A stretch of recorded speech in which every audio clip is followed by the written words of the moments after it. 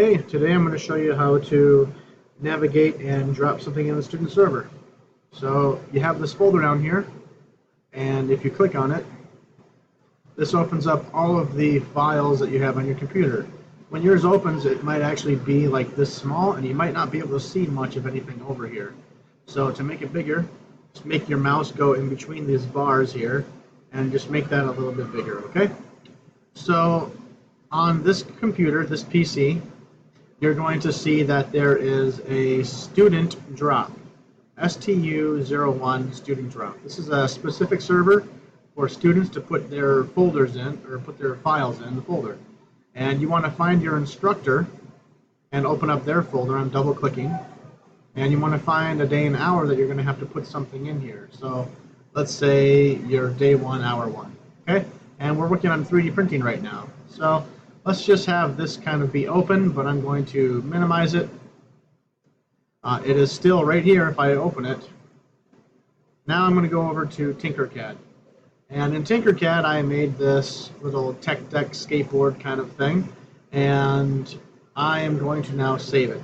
So I'm going to export my file. And I'm going to make sure it's the 3D printer file, STL. Mine just downloads it automatically and then asks me where I want to save it.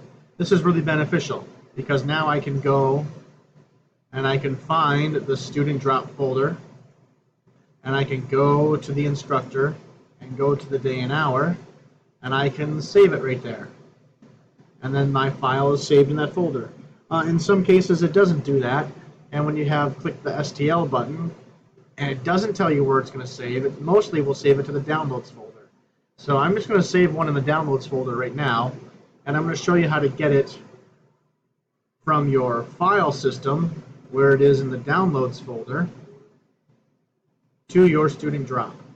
So one way we can do this is you have your project right here.